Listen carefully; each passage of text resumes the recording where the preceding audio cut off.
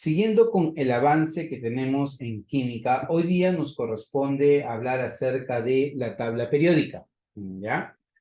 La tabla periódica, o nos corresponde hablar en realidad de tres puntos importantes, que vamos a tratar de cubrirlos en lo que va de las tres secciones que tenemos. Uno es hablar acerca de la tabla periódica, dos es hablar de las propiedades periódicas y tres es hacer las aplicaciones que vienen al caso, ¿ya?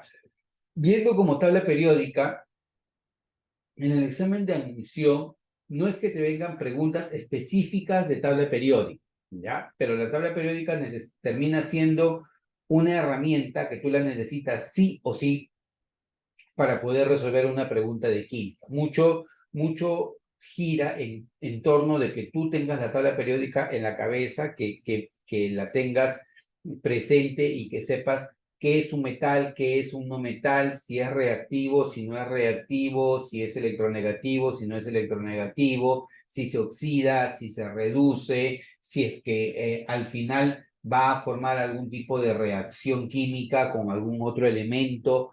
O sea, esas cosas que son muy puntuales las debes manejar. ¿Por qué? Porque te va a ayudar mucho en el examen de admisión, te va a ayudar a que tú rapidísimo puedas definir respuestas. En algunos exámenes de admisión, tipo San Marcos o tipo UNI, se ha venido en alguna ocasión el tema de tabla periódica como tal, en el sentido de que encuentra la ubicación de un elemento en la tabla periódica, por ejemplo, ¿ya? O te hablan de las propiedades periódicas de los elementos, ¿ya? Llámese la electronegatividad, la afinidad electrónica. En exámenes UNI, sobre todo, viene de ese tipo. Vienen preguntas teóricas en donde te hablan de propiedades como la afinidad electrónica, como la energía de ionización, como la electronegatividad, pero es muy poco común que vengan ese tipo de preguntas. Pero necesita conocer la tabla periódica porque la tabla periódica es una herramienta que te va a ayudar a que tú puedas más adelante poder resolver ejercicios sin hacer mucho esfuerzo. Y es justamente lo que vamos a intentar el día de hoy, ¿ya? Lo primero que vamos a ver en tabla periódica es cuál ha sido la evolución histórica de la tabla periódica. La tabla periódica, como la conocemos actualmente, no siempre ha sido como tal. La tabla periódica ha tenido un cierto, vamos a llamarle, un cierto tipo de evolución, ¿ya? De pasar de simplemente un ordenamiento o un listado de elementos químicos a hacer una organización mucho más macro de estos elementos. Entonces, uno de los primeros intentos por ordenar a los elementos químicos lo hizo Dobereiner con sus triadas. Él propuso que los elementos se agrupaban de 3 en 3, y cuando tú agrupabas a los elementos de 3 en 3, ocurría que el elemento central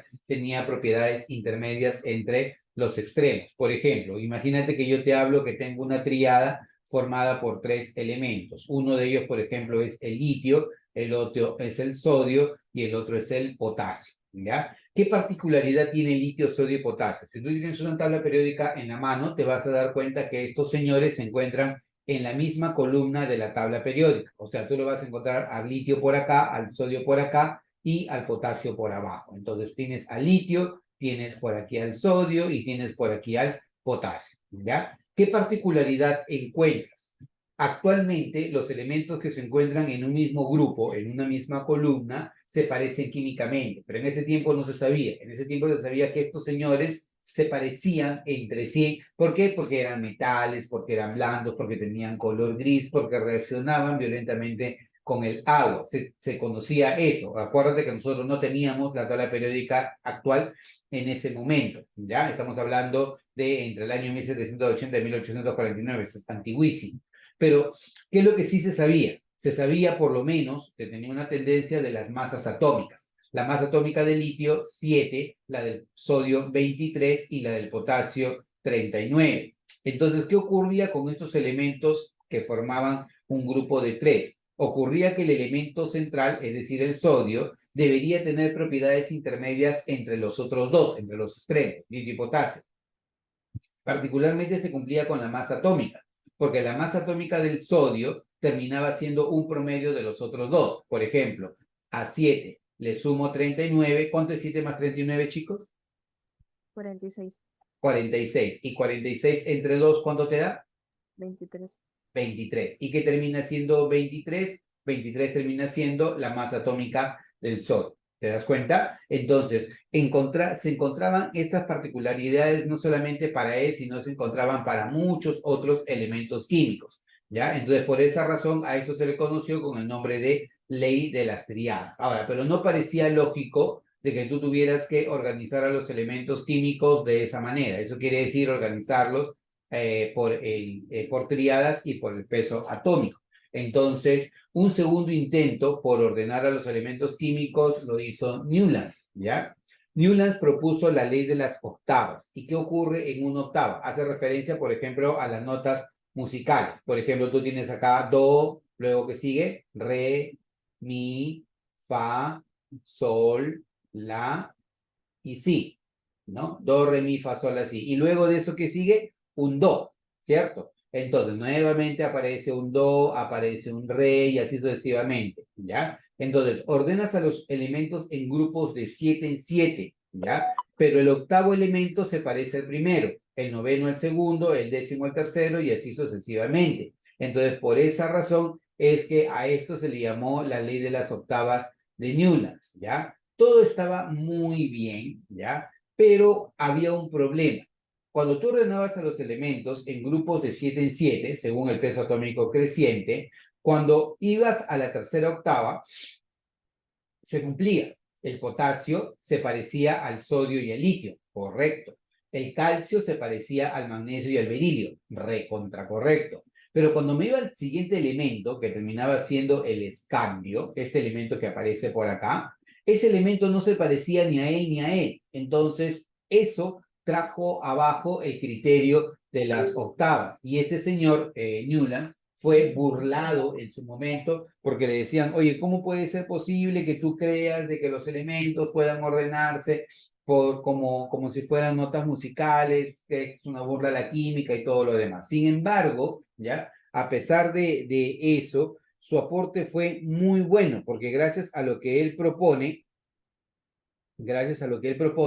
es que más adelante un señor, Dmitri Ivanovich Mendeleev, propone la primera tabla periódica en donde ordena los elementos químicos según el peso atómico. Entonces fue un buen aporte el que hizo Newlands, pero en su momento no se le tomó en cuenta.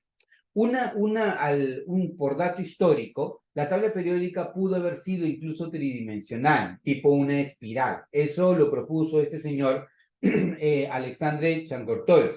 Este señor propuso que los elementos se podían ordenar en una suerte de hélice, ¿ya? En una suerte vamos, él le llama caracol telúrico o tornillo telúrico, ¿ya? Pero es como una suerte de hélice. Es como si tú tuvieras, imagínate, un tarro de leche, ¿ya? Imagínate así, ¿ya? Por así decirlo, un tarro de leche, para que te imagines, y entonces tú pones una cuerda aquí alrededor, ¿ya? Pones una cuerda alrededor, ¿ya? Y cuando pones una cuerda alrededor, luego trazas una línea vertical y al trazar una línea vertical vas colocando los elementos en cada punto de esa cuerda, ¿ya? ¿Qué va ocurriendo? Va ocurriendo que esa línea vertical recibe el nombre de generatriz, ¿ya? Así se llama generatriz. Entonces, los elementos que se encuentran en una misma generatriz tienen propiedades similares. Por ejemplo, el litio, el sodio y el potasio, el berilio, el magnesio y el calcio. O sea, se parecen entre sí, ¿ya? Pero el tema que tú vas a tener acá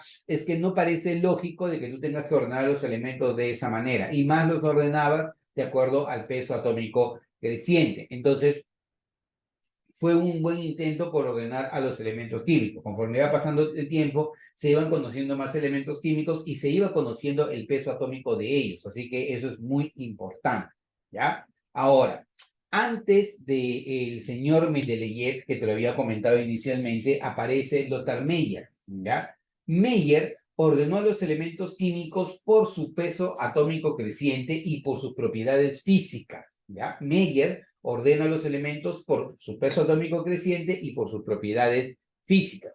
Entonces, ¿qué es lo que ocurre? Él, en vez de hacer un ordenamiento en una tabla, genera diferentes gráficas y en las gráficas ordena los elementos químicos. Por ejemplo, acá tienes, si tú te das cuenta, a litio, berilio, flúor, oxígeno, nitrógeno, sodio, y entonces te vas dando cuenta que él va ordenando los elementos químicos de acuerdo a criterios físicos y según el peso atómico, y encuentra gráficos de este tipo. Una ventaja que tuvo el ordenamiento de Meyer es que él va dejando espacios vacíos para elementos que no se habían descubierto. O sea, él sabía que aquí había una tendencia de elementos químicos, pero había como elementos faltantes. Entonces, se podía visualizar eso en su ordenamiento. Entonces, si vamos desde un inicio hasta el final, ¿qué podemos afirmar? Por ejemplo, primero con Dobereiner hablamos de las triadas, grupo de 3 en 3, los elementos se parecen entre sí, ¿ya? Luego hablamos de la ley de las octavas. En las octavas los elementos, ¿cómo se ordenan, chicos? ¿De 7 en 7 o de 8 en 8? 7 en 7. De 7 en 7, ¿no? Te ayudas con las notas musicales. Y el octavo elemento se parece al primero, el noveno al segundo, el décimo al tercero, y así sucesivamente. Se ordenan en grupos de 7 en 7, ¿ya? Cumplía por la primera octava, cumplía para la segunda octava, pero la tercera octava en adelante ya no cumplía, ¿ya? Luego, caracol telúrico, o tornillo telúrico propuesto por Charles-Cortois, los elementos se ordenan como en una hélice y los elementos de una misma generatriz tienen propiedades similares entre sí. Un intento de hacer un ordenamiento tridimensional. Luego viene Lothar Meyer, que propone un ordenamiento de los elementos según el peso atómico y según sus propiedades físicas, ¿ya? Mira que en 1869 él logra incluir 55 elementos de los 63 elementos que habían sido descubiertos hasta aquel entonces. Actualmente hay más de 100 elementos en la tabla periódica y se siguen descubriendo, o en todo caso no descubriendo, sino estabilizando más elementos químicos, porque en realidad los elementos, muchos de ellos ya han sido descubiertos hace años, pero todavía no logran estabilizarse. Entonces, hasta que no logren estabilizarse, no tienen una ubicación en la tabla periódica. ¿De acuerdo? Ahora, vayamos con el señor Mendeleev. ¿Qué hace Mendeleev de importante, de interesante? Él, por primera vez, ordena los elementos químicos en una tabla, ¿ya? Eso no lo hace nadie antes de él. Él ordena los elementos químicos en una tabla y propone que los elementos deben ordenarse según el peso atómico creciente. Ojo, métete eso en la cabeza. Hasta Mendeleev, todos los elementos se ordenan por el peso atómico creciente, de menor peso atómico a mayor peso atómico. Una de las ventajas que tuvo la tabla de Mendeleev, que es la que tenemos acá, es que él por primera vez introduce el concepto de grupo, ¿ya? El grupo es una línea vertical, como la que tú tienes acá, ¿ya? Y en esta línea vertical, ¿qué es lo que vas a observar?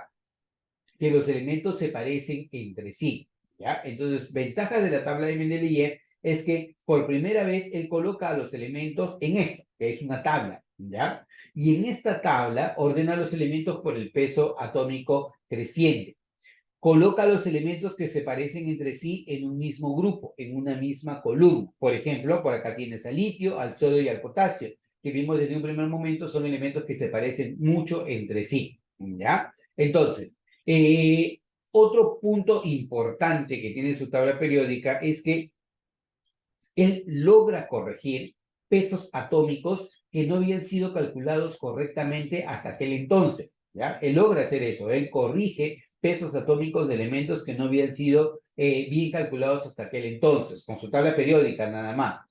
Pero algo que era muy alucinante de su tabla periódica es que él deja espacios vacíos para elementos que no habían sido descubiertos y se atreve a proponer cuáles eran las propiedades que podían tener esos elementos químicos, ¿ya? Por ejemplo, él habla del ECA aluminio.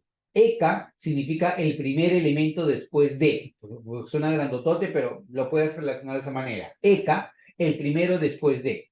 ¿Ya? Entonces, si me hablas del ECA aluminio, es el primero después del aluminio. Si yo tengo, por ejemplo, al aluminio por acá, el primero después del aluminio viene a ser este elemento de acá, ¿ya? Entonces, si es que tú tienes a ese elemento después del aluminio, vas a decir, oye, ¿qué tiene este elemento? Ah, bien, bien fácil. Mira, el ECA aluminio debe tener un peso 68, debe tener una densidad de 6, un punto de fusión bajo, su óxido debe ser de esta manera, ¿ya? Entonces los científicos se lanzaron a buscar a ese ECA aluminio que había propuesto Mendeleev y se descubrió. Ese elemento actualmente se llama galio. y sus propiedades coinciden mucho. Por ejemplo, su masa es 69,72, muy parecida a 68. Su densidad es 5,9, muy parecida a 6. Su punto de fusión es 29,78, bajo como lo había propuesto Mendeleev. Entonces, él propone que haya nuevos elementos y para aquellos elementos que no se habían descubierto su peso atómico o en todo caso sus propiedades, él propone esas propiedades. Entonces, esa es la ventaja que tiene la tabla de Mendeleev. Profe, y si es tan buena, entonces, ¿por qué no se quedó la tabla de Mendeleev? Ya, hay varios temas en particular, ¿ya? Primero, que esa tabla periódica tiene algunas cosas que no van bien, ¿ya? Una de las cosas que no va bien es que si tú te das cuenta, acá están todos los elementos todos contra todos. Acá yo no puedo diferenciar quién es un metal o quién es un no metal. No puedo hacerlo. Lastimosamente están todos mezclados, metales, no metales. Segundo, hay periodos, los periodos son líneas horizontales, los grupos son líneas verticales, ¿ya? Hay periodos que tienen muy pocos elementos y hay periodos que tienen muchos elementos. Y es algo que no logra explicar Mendeleev en su tabla periódica, ¿ya? Otro punto es que como él era una persona muy sabia, muy fuerte en sus ideas, ¿ya? Él propone de que los elementos tenían, por ejemplo, este tipo de óxido, por así decirlo, ¿ya? Entonces él decía, el óxido de este señor tiene la forma R2O. O sea, por ejemplo, si yo tengo al litio, ¿ya? El litio, su óxido, debería tener la forma litio 2O. Si yo tengo al sodio, el sodio tiene su forma Na2O. Y si yo tengo al cobre, por ejemplo, decía, oye, el cobre tiene su óxido cobre 2O. Pero eso no es del todo cierto, porque actualmente sabemos de que el cobre puede formar este tipo de óxido. Entonces, no logra entenderse de manera satisfactoria por qué él solamente propone un solo estado de oxidación para los elementos químicos. En realidad podría ser más de uno. Pero en realidad esas cosas eran salvables, ¿no? A la larga se había conseguido mucho, se había conseguido ordenar a los elementos químicos, tenerlos en una tabla, agruparlos por propiedades químicas, redescubrir o en todo caso corregir pesos atómicos que habían sido mal elaborados, ¿no? Entonces, hubieron muchas cosas que pudieron hacer con la tabla de Mendeleev. Sin embargo, hubieron también las discrepancias, ¿no? O sea, no sabes por qué algunos periodos tienen más o menos elementos. Aquí están mezclados metales y no metales. Además, para mala suerte de Mendeleev, lo voy a decir de esa manera, ocurre que se empiezan a descubrir los gases nobles. Y los gases nobles no tenían un lugar en la tabla periódica de Mendeleev. Si tú te das cuenta, busca a los gases nobles aquí en la tabla periódica de Mendeleev, no los vas a encontrar. Mendeleev, en primer lugar, negó la existencia de los gases nobles. Dijo, no, eso no existe. Ustedes han hecho algo mal, han descubierto cualquier cosa, revisen sus datos y todo. Él propuso eso. Pero, para mala suerte, no solamente se descubrió un gas noble, sino se descubrieron 3 gases nobles casi en simultáneo.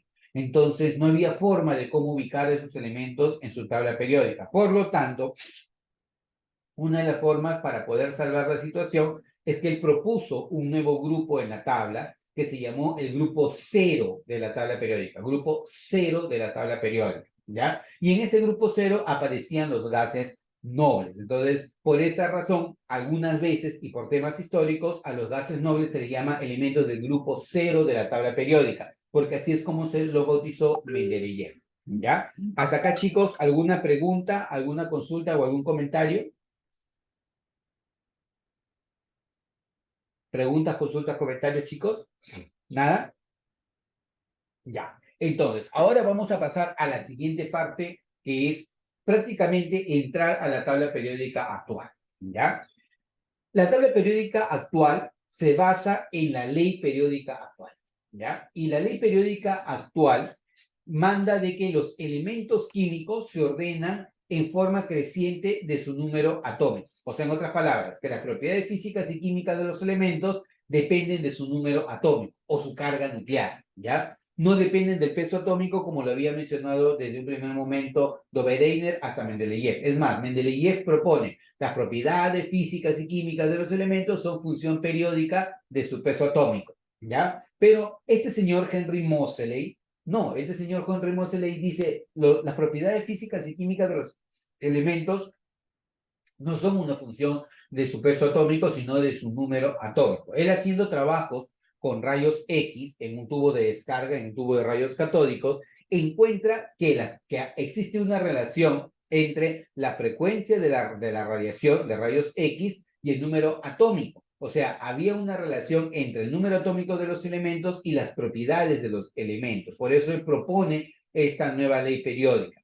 Entonces, Moseley propone esta ley periódica, sin embargo, no pudo disfrutar ver la tabla periódica hacia adelante, porque es enviado a pelear en la Primera Guerra Mundial y chao, perdió la vida, ¿ya?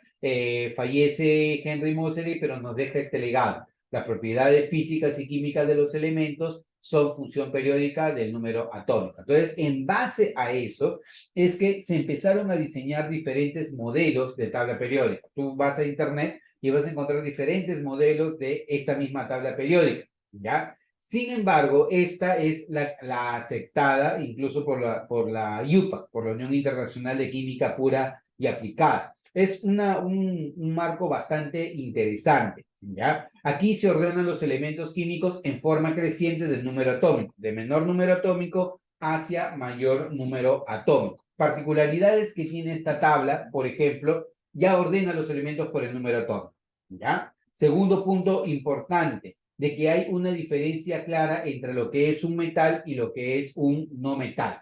Las líneas horizontales siguen llamándose periodos, las líneas verticales siguen llamándose grupo, ¿ya? Los elementos de un periodo no guardan relación entre sí, ¿ya? Por ejemplo, podemos empezar por acá con el litio y terminar con el neón, o empezar con el sodio y empezar con el argón. No existe una relación entre los elementos químicos. De izquierda a derecha aumenta el número atómico, casi también aumenta el peso atómico en casi todos los casos, pero no hay una relación entre ellos. Empiezas tú en un metal alcalino, grupo 1 de la tabla periódica, y terminas en un gas noble. Empiezas en un metal muy reactivo y terminas en un gas noble. Y el previo al gas noble es el no metal más reactivo, o los no metales más reactivos, ¿ya? Sé que es mucha información la que te estoy dando, pero vamos asimilándola poco a poco, ¿ya? Primero, en esta tabla periódica, los elementos, ¿cómo se ordenan? ¿Por el número atómico o por el peso atómico?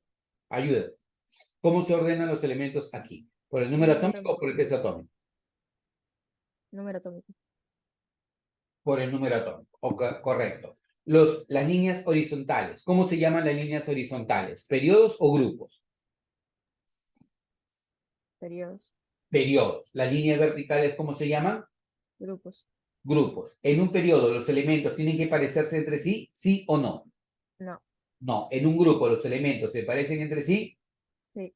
sí. ¿Son idénticos? No, no son idénticos. No vas a encontrar a dos elementos idénticos a menos que sean el mismo elemento químico, ¿ya? Se parecen mucho entre sí. Por ejemplo, tú puedes decir de litio, sodio, potasio, rubidio, cesio y francio, metales alcalinos, que son metales, que son ligeros, que reaccionan violentamente con el agua, que cuando ellos forman iones, sus iones típicamente son de carga +1. ¿Qué puedo decir de los elementos de este grupo?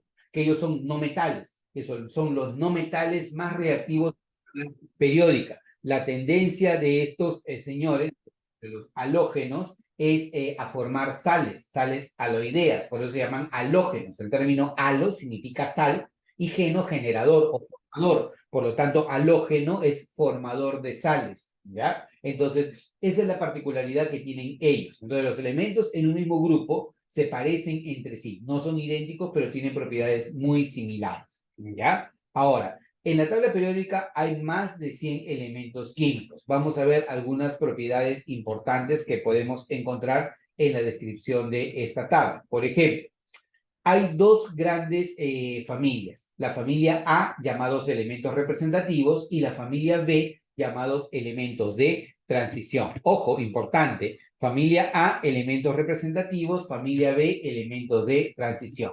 ¿Quiénes son elementos de la familia A? Esta de acá y este de acá. Familia A, elementos representativos. Y los que se encuentran en el medio son elementos de transición, elementos de la familia B. ¿De acuerdo? Lo que tienes abajo se llama bloque F de la tabla periódica y son elementos de transición interna. elementos representativos, elementos de transición interna.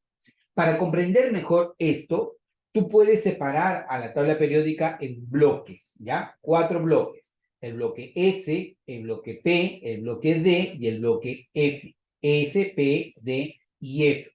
El bloque S y el bloque P corresponden a la familia A, elementos representativos. El bloque D corresponde a la familia B, elementos de transición. Y el bloque F, elementos de transición interna. Lo estudiamos la semana pasada, chicos. Lo estudiamos la semana pasada. El S, el subnivel S, ¿cuántos electrones acepta como máximo? 2. Por lo tanto, acá yo debería tener 2 columnas. Acuérdate. P como máximo, ¿cuántos electrones admite? 6. 6. Entonces acá yo debería tener 6 columnas. 1, 2, 3, 4, 5 y 6 columnas. D, ¿cuántos electrones admite? 10. 10. Entonces tienes 1, 2, 3, 4, 5, 6, 7, 8, 9 y 10 columnas. Y obviamente F, ¿cuántos electrones admite? 14. 14. Por lo tanto, aquí abajo tú vas a tener o debes tener 14 columnas, ¿de acuerdo? Eso es muy importante que lo tengas en cuenta, porque incluso con la configuración electrónica, tú ya vas a saber dónde está un elemento en la tabla periódica. Si la configuración electrónica termina en S, debe estar por acá en la tabla periódica. Si la configuración electrónica termina en D, debe estar por aquí en la tabla periódica. Si termina en P, debe estar por aquí, y si termina en F, debe estar por acá, ¿ya? Entonces, si tú te das cuenta y te pregunto, este bloque que tú tienes acá, ¿qué bloque es? Ayúdame. S. ¿Con cuántos electrones? 2. 2 y 2 columnas también. El bloque que tienes acá, ¿qué bloque es? P. P. El bloque del centro, D. D. El bloque de acá, F. F. Entonces, nuevamente, este bloque, ¿qué bloque es? P. P. El de acá, F, F. El de acá, P. P. El de acá, S. F, S. El de acá, F, F. El de acá, B, D. D. ¿Cuántas columnas debo encontrar aquí? Habla, rapidito. 6. 6. Aquí abajo, 14, 14. Aquí de este lado, 2. 2. Aquí, 6, 10. 10. Nuevamente, aquí ¿cuánto? 6. 6. Aquí, 2. 2, 2. Aquí, 10. 10, 10. Aquí, 14, 14. 14. Me vas a decir representativo de transición o de transición interna, ¿verdad? El de acá, ¿qué tipo de elementos son? Habla, rapidito. Representativo. Representativos. Los de acá, Transición interna. transición interna. Los de acá, Transición. transición. Los de acá, Representativo. representativos. Oye, habla, abre tu micrófono, ¿ya? Por favor. Aquí, él. ¿Qué elemento? Representativo. elementos de Representativo. Lo de acá, Transición interna. elementos de transición interna. Lo de acá, Transición. elementos de transición. Lo de acá, Representativo. representativo. Él. Transición interna. elementos de El de transición, acá, Representativo. representativo. Ya, grábate eso. O sea, grábate esas cositas que te estoy dando, porque eso te va a ayudar a que tú puedas ubicar rápido un elemento en la tabla periódica, ¿ya? Líneas horizontales. ¿Cómo se llaman a las líneas horizontales? ¿Periodos o grupos? Periodos. Periodos. ¿Debo esperar en un periodo que los elementos se parezcan o no necesariamente? No no, necesariamente. No necesariamente. En un grupo, ¿ya? Los elementos, ¿qué tienen en común? O tienen cosas en común o no tienen cosas en común? ¿Sí o no?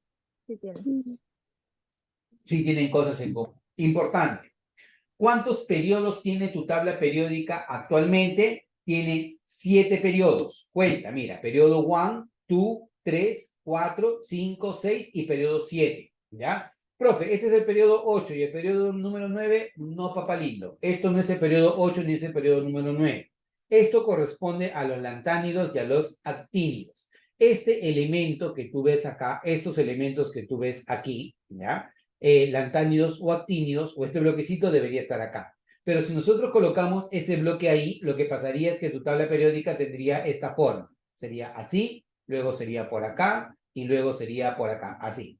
O sea, sería S, F, D y P.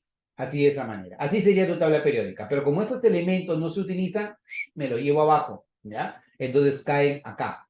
Por eso, este grupo debería estar aquí, mira. Él debe estar acá y él debe estar acá. Por eso, él corresponde al periodo 6 y él corresponde al periodo 7. Como empieza en lantano, a todo este grupo se llama lantánidos. Como empieza en el actinio, a todo este grupo se le llama actínidos. El último elemento más pesado y natural es el uranio. Después del uranio, todos los elementos son artificiales. Importante, después del uranio, todos los elementos son artificiales. ¿Ya? ¿Qué más vamos a encontrar acá? Vamos a encontrar que existe una línea de frontera. Acá, esta sí puedes ver. ¿Ya? Estos elementos que están de este lado, voy a cambiarle aquí el colorcito para que se vea más fashion. Uy, no quiere cambiar de color acá. Ya, el de acá, e incluso el astato, ¿ya? Estos es una línea de frontera que se llaman los semimetales. Antiguamente les llamaban metaloides, ¿ya? No se acepta utilizar el término metaloides, pero si encuentras el término metaloides, acéptalo. Los mortales son así, ¿ya? Tú, si encuentras metaloides, ya, bueno, quiere decir que son semimetales, es lo correcto, ¿ya? Semimetales son sustancias o son elementos químicos que pueden tener propiedades en algún momento de metal y en otro de no metal. Ten mucho cuidado, ¿ya? Químicamente, o vamos a decir, de una manera cerrada, son no metales, pero podrían tener comportamiento metálico dependiendo de ciertas propiedades. Por ejemplo, ¿ya? El silicio es un elemento que a bajas temperaturas no conduce la electricidad, o sea, se comporta como no metal, ¿ya? Pero a altas temperaturas empieza a conducir la corriente eléctrica. Entonces tiene comportamiento metálico, ¿ya? Entonces, a bajas temperaturas, comportamiento de no metal y a altas temperaturas, comportamiento metálico. Ah, profe, significa que a bajas temperaturas es un no metal y a altas temperaturas perdón, a bajas temperaturas es un no metal y a altas temperaturas es un metal. No, papá lindo, no confundas lo que te estoy diciendo. Son no metales, grábate, son no metales, pero se comportan, o sea, pueden tener un comportamiento de metal o de no metal dependiendo de las propiedades. Te pregunto, ¿tú te comportas de la misma manera con tus papás que tú con tus amigos? Levanta la mano quien diga que no. ¿Te comportas de la misma manera con tu papá que con tus amigos o con tus padres que con tus amigos? Si es no, levanta la mano, pon like. Me están mintiendo. Ahí Carla dice que no, ella no se comporta igual con sus papás que con sus amigos, es correcto. ¿Nadie más? Karina también dice lo mismo. ¿Nadie más? Nadie más está en clase. Voy a empezar a votar a los que no están. Nuevamente pregunto, si no levantas el dedo no te dejo entrar a la siguiente clase, ¿ya? Si no me estás mintiendo. ¿Te comportas igual con tus papás que con tus amigos? Si la respuesta es no, levanta el dedito, like. ¿Ya? Ah, o sea, Ángela, Farid, Luana, hasta la señora Laura, o Miss Laura se comporta igual con su papá que con sus amigos. Ya, normalmente no pasa eso. Tú tienes un comportamiento más informal con tus amigos y un comportamiento mucho más formal con tus padres. Normalmente pasa eso, ¿ya? Pero no dejas de ser tú. Eres una persona única, pero tu comportamiento va a depender de la situación en la que estés. Tú no tienes el mismo comportamiento con tu profesor que con tus amigos, que con tus padres. Normalmente eso va cambiando el comportamiento. Igual, estas sustancias que tú ves acá son elementos no metálicos, son no metales, esa es su naturaleza. Pero pueden tener un comportamiento metálico o un comportamiento no metálico. Por ejemplo, te acabo de decir que el silicio a altas temperaturas conduce la electricidad, comportamiento metálico. Y a bajas temperaturas no conduce la electricidad, comportamiento no metálico. ¿Eso es importante? Sí es importante. Porque, por ejemplo, los circuitos integrados de las computadoras tienen como base el silicio. Porque el silicio es lo que ocurre, o en las computadoras se generan puntos de altas temperaturas. Entonces, si se producen puntos de altas temperaturas, no ayuda a que se conduzca la corriente eléctrica. Y si no ayuda a que se conduzca la corriente eléctrica, la computadora pierde performance, pierde productividad. Entonces, si tú colocas a este elemento el silicio, que a altas temperaturas conduce la electricidad, ayudas a que la computadora pueda tener un mejor rendimiento. ¿Te das cuenta? Entonces, por esa razón es importante conocer a